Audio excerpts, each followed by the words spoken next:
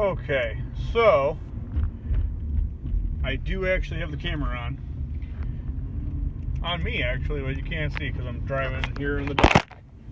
So I just went and saw Halloween. I guess that's the title, is fucking Halloween, even though there's, Halloween by Rob Zombie 2007 and Halloween 78.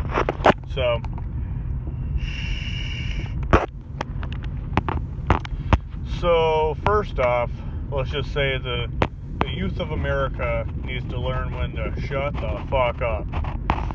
My theater was full of kids. I'm going to call them kids.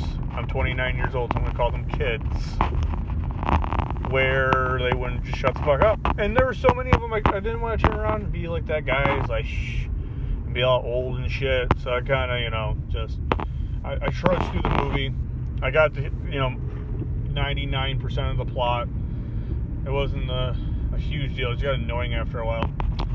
But I've seen some reviews out there, that, especially one by Angry Joe that I don't think's fair. Mind you, that fucking guy should stick to doing games, not doing movie reviews, and then having his fucking lackeys on YouTube. Yeah, blah blah blah blah blah blah blah blah. Now, I could be wrong if I read the review, didn't watch all of it, I guess, or something. It's hard to tell. I watched the first 10 minutes of a 30-minute review of a fucking movie, and I'm like, yeah, I'm good. So the first 10 minutes, he sounded like an ass. So maybe I'm wrong. Anyway, let's just go into it. This movie is 40 years after the original in the storyline. So everybody's old. Michael Myers, if you go off the actual numbers from the original, he was 6 years old when he killed his sister in the original, and then 15 years later he gets out and he's 21. You add 40, that's 61 years old. So we have a 61-year-old chasing what looks to be a 110-year-old Laurie Strode. Though Laurie Strode takes some major abuse and keeps on ticking for being, ancient. But general, idea of the movie, I thought it was pretty good. There are some confusing elements of it, without doing spoilers and stuff. There are kind of confusing. One thing I'm going to spoil right now is the fucking sheriff. The fucking sheriff, that's what his name's going to be, is fucking sheriff. This guy legit took a whole, it was like he took the mayor of whatever fucking town in Jaws lessons, oh, Michael Myers is loose. Oh, we can't cancel Halloween. And then walks out of the frame. And that's all he fucking says. That's his line in that scene. And that's it. So, whenever I was watching the Angry Joe review, and I complained about this, harp on it, he said that there was only 5 real deaths in the movie, or 5 deaths, 5 kills. And that's completely false. There's 5 deaths in the beginning. Like, this was a high body count in general. Just the amount of death that's in the movie, and there's a fair amount of gore. Not as much gore as like Hostel or Saw kind of torture porn gore, but there's a soupçon of gore,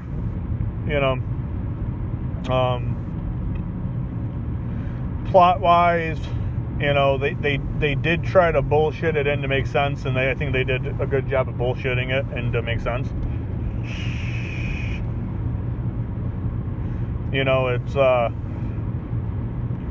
40 years later, you got Laurie, who's kind of this whack job, who's kind of just, losing her shit because it's Halloween and he's being transferred. And okay, so we're just going to go into spoilers. So I'm going to just spoiler warning. I'll try to put it in the description whenever I upload this. Spoiler talk at 5 minutes, even, let's call it.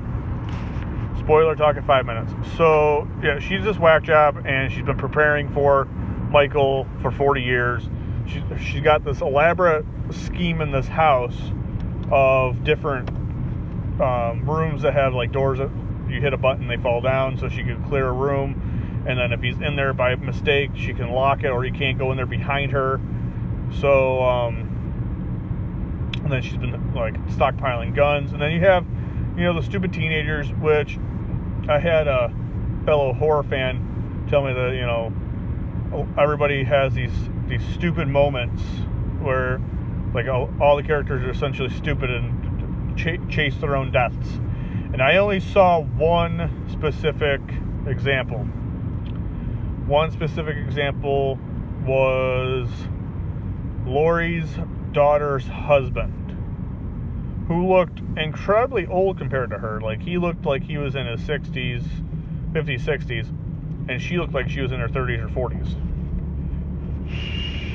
But at one point, they're all stowed away in a house, in Laurie's house. Let's just cut the bullshit. In Laurie's house, and cop car comes up, and no sirens, and he looks out the door, and he's like, oh, maybe they found him and he's dead or something. So he opens up what is the most elaborate lock system I've ever seen, between an iron steel bar across the door, along with a padlock, a bolt lock, a normal door lock, and a chain, mesh chain looking door thing. So,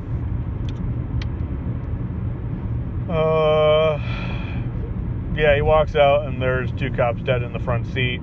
Well, one full dead cop and one partial dead cop as part of his body. Don't want to ruin that part because that was pretty cool. And he comes up and chokes him to death. And I was like, that guy is fucking stupid. And that was a fucking stupid decision. Like, they all have CBs. I should probably add that. They all have CB radios that they are, that they have at their disposal to talk. And Laurie's got police scanners and everything else.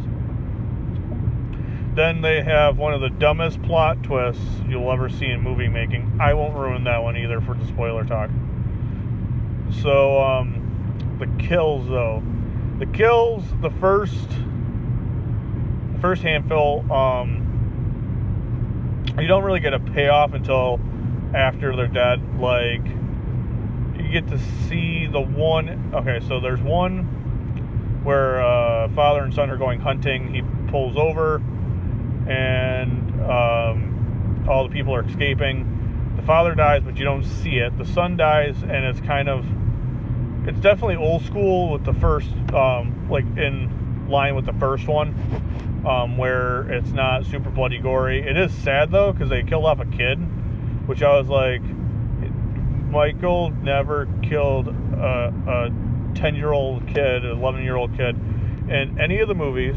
I get this is off the first one, but still, he passed by 50, 60 kids in that movie. Never killed or harmed a single one besides, them seeing him. That's about it.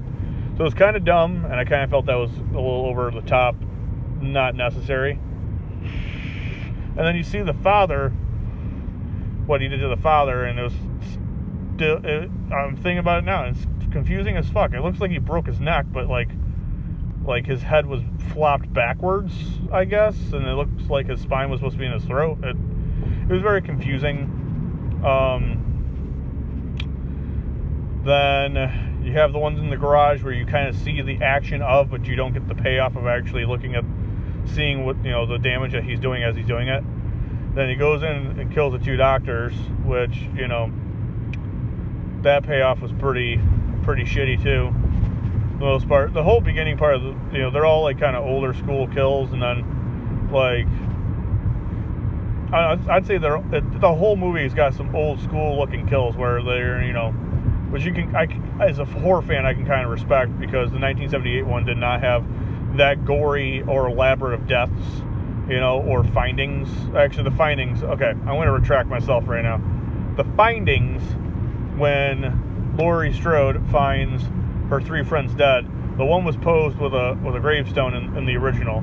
The other one was in a closet, and the other guy was hanging from a door, it looked like. So, I guess he does pose his victims a little bit. So, excuse me. So I guess, there are some pose things that he does that kind of make sense, especially towards the end. He poses these 2 cops in this certain way that's interesting. But the doctor is a pretty big dipshit. Got a good, Bavarian, fucking Austrian accent. Very good, but he's a dipshit in some of the stuff he does and says. Then the black cop sheriff with the top hat there, that guy comes back for another scene, and thank God they didn't give him the lines from the previous scene with, hands of Halloween. Like it was painfully bad. So the last thing I'm probably gonna this is just a non-scripted video while I'm driving back from the theater, so all my thoughts are fresh. The kills, though, I'm trying to think of any other ones there. After he kills the kid, it's pretty much everybody over 17. Older people, because he kills this woman with a hammer, and it's in the trailer, so it's not a big spoiler.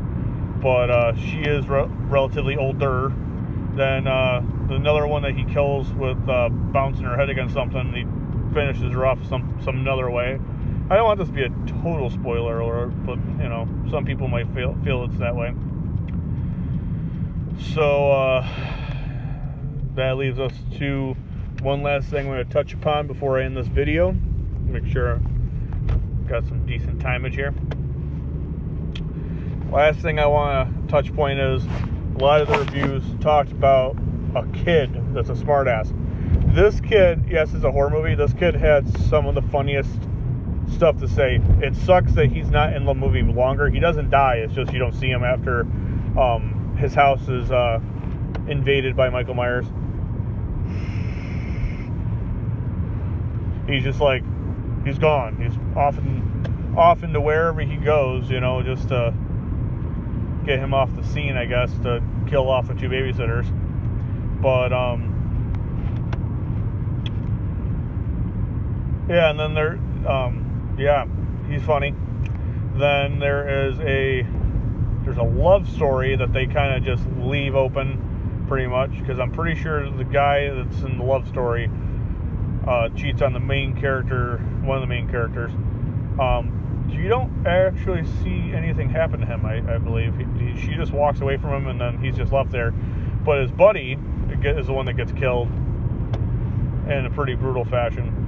But I guess if I had to give this movie a rating, based off of what I saw, I'd give it a 9 out of 10. Like, it was really good. For the plot, it kept me engaged even with people talking around me, so that's a plus there, because that can be hard sometimes. You got people talking random crap behind you, and you're just like, shut the fuck up, I want to watch this movie. And the gore, I don't care about the gore, but the aftermath gore that you get to see is pretty brutal. Some of these kills are rival ones that have been throughout the entire series. Like, trying to think of a good example with the kills. Tell this is unscripted. He kills this one guy. You see it. Okay, this is the gas station scene right in the beginning when he breaks out. You see him with some guy, and he's just bashing this guy. You see him just getting bashed again with his head's bashing against something. And Then they pan away to something else, and the one person goes to investigate to pay for gas, and you see like the bottom part of his face is pretty much exploded out. So that's relatively gory. I rewatched the second one and the first one recently. I've seen 4 and 5, half a million times, and 6. And the gore, technology's advanced, but the gore in this one seems a lot more detailed. The second one had some brutal kills and some brutality. The third one sucked. The fourth one looked like it was made for TV, and so did the fifth one, in my opinion. The sixth one had some relative gore. H2O did not have pretty much any gore. And then Resurrection had some gory-ish scenes. Mostly when he crushes the guy's head, that's pretty gory. And then when he decapitates the girl. So you got those two that I remember vividly offhand. And then Rob Zombie's Halloween, I haven't seen that in a while, so I can't really compare it. One last thing again, and then I'll end this video. The masks. If you have to compare this one to Rob Zombie's one for the masks, how it's deteriorated and how they did it, the look, this one is like absolutely terrifying. Like, if you saw this in the dark, you would be like, fuck that, I'm going the other way.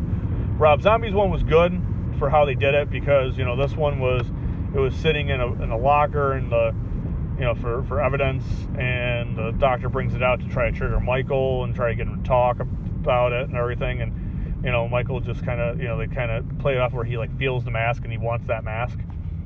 And then like the Rob Zombies one, it was just buried in a house, so the latex broke down that way with just weather and stuff. This one was like, it was contained, but it starts to break down, and the shape of the mask was more or less what made it more terrifying. It was more an ode to 1 and 2 of the originals versus Rob Zombies, which is still an ode, but it's longer and really, really just messed up. I don't know, just how they did the mask.